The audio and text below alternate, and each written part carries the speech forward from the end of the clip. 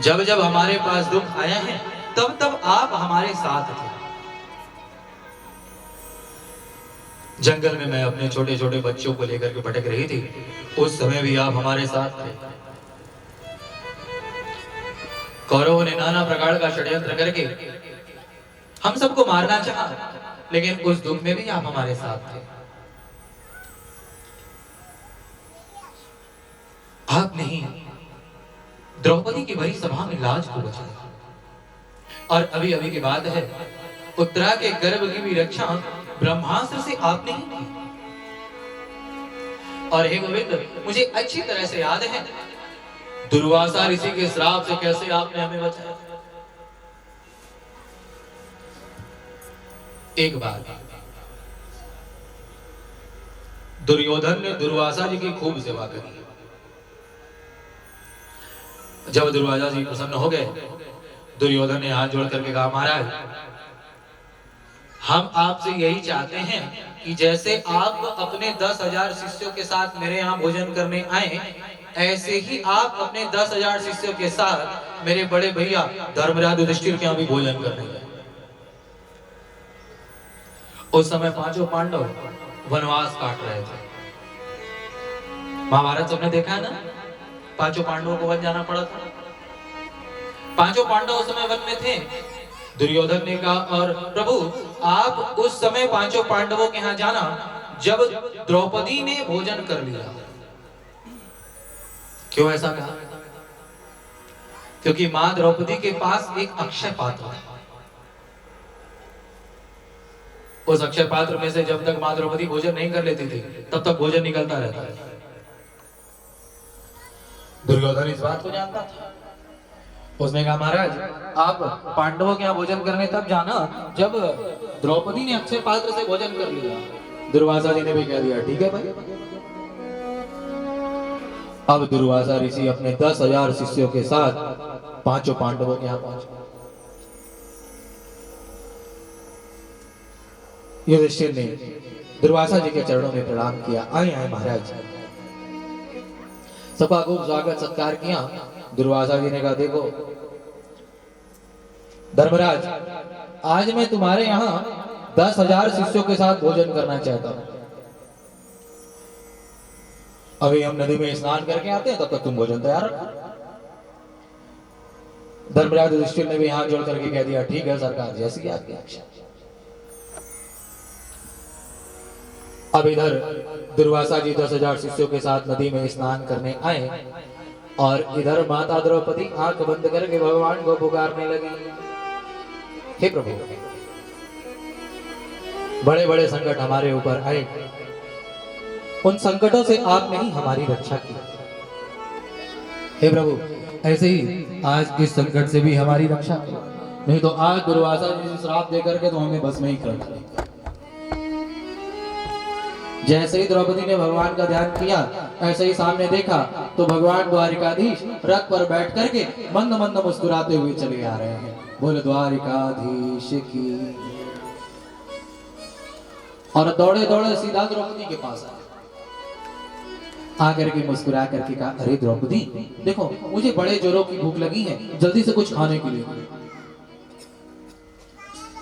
द्रौपदी ने कहा, ये लो, मैंने तो आपको इसीलिए बुलाया कि घर में खाने के लिए कुछ नहीं है, दुर्वासा की 10,000 शिष्यों के साथ आ रहे हैं। भगवान ने मुस्कुरा करके कहा, द्रौपदी वो सब बाद में सोचेंगे, पहले मुझे बड़े जोरों की भूख लगी, कुछ खाने को दो। द्रौपदी के नेत्रों में आंसू आ गए। हाथ जोड़ करके कहा, गोविंद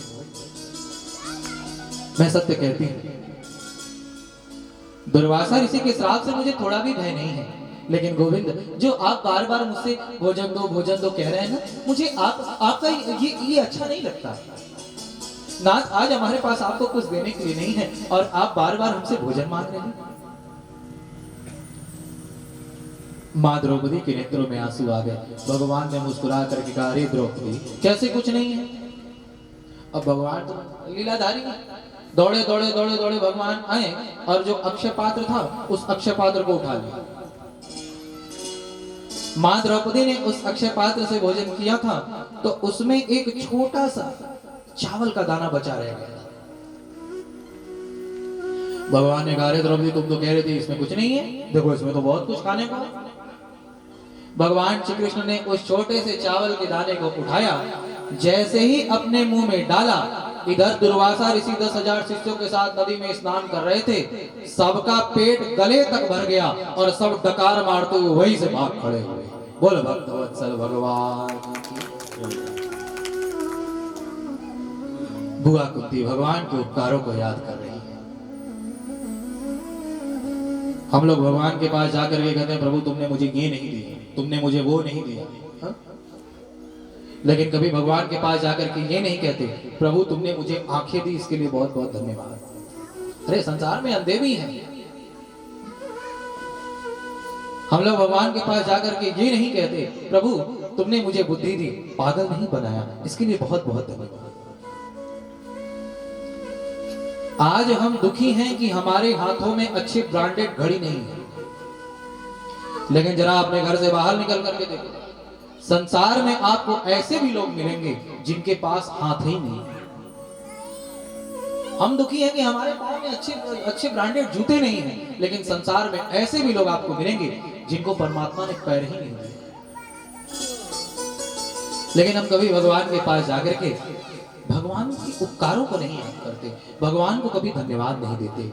नियम बनाओ, रोज भगवान के पास बैठ करके भगवान ने तुम्हें जो जो दिया है उसके लिए भगवान को धन्यवाद दो। बुआ कुंती परमात्मा के उपकारों को याद कर करके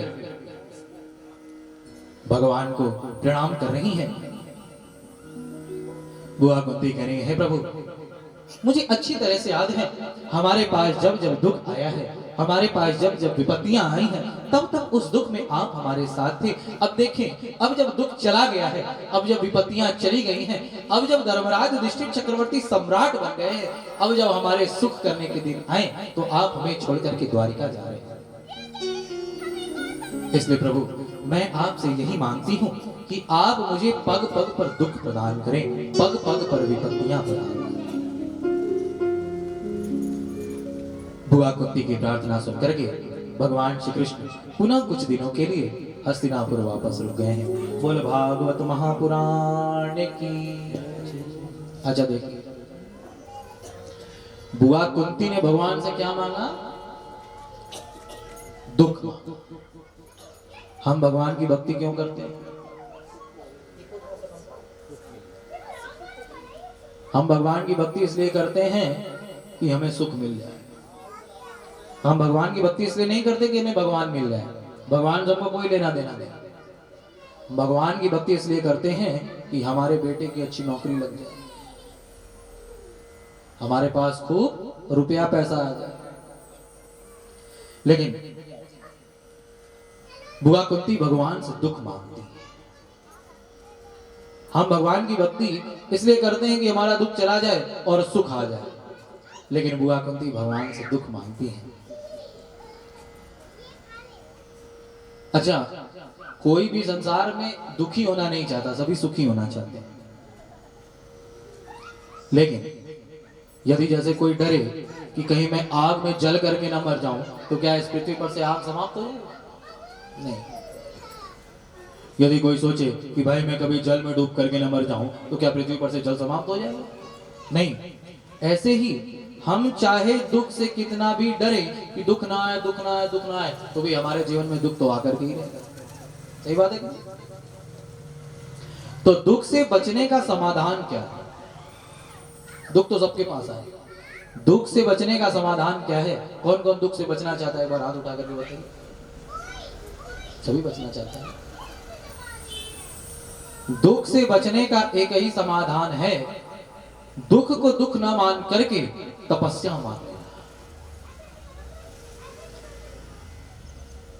हमें कोई भी दुख तभी तक दुखी करता है जब तक हमें उसके पीछे छिपे हुए सुख का पता नहीं चल जाता। उस दुख को सहन करने से हमें क्या सुख मिलेगा, यदि इस बात को पता चल जाए तो वो दुख हमारे मन को दुखी नहीं करेगा। जैसे यदि मैं कहूं कि भयंकर गर्मी में दोपहर के ठीक 12 बजे जाकर के आप भयंकर धूप में 2 घंटा फावड़ा चला, आप कहेंगे महाराज आपका दिमाग खराब है, क्यों चलाएं?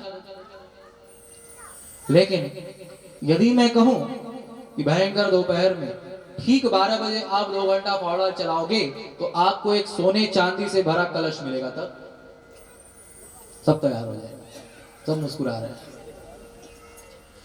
तो किसी भी दुख को सहन करने से हमें क्या सुख मिलेगा, यदि इस बात का पता चल जाए तो फिर वो दुख हमारे मन को दुखी नहीं करेगा। संसार की कोई भी मां बांझ रहना नहीं चाहती, सभी पुत्र को जन्म देना चाहती है। जबकि पुत्र को जन्म देते समय माताओं को असह पीड़ा होती है, कई माताओं के तो प्राण भी निकल जाते हैं।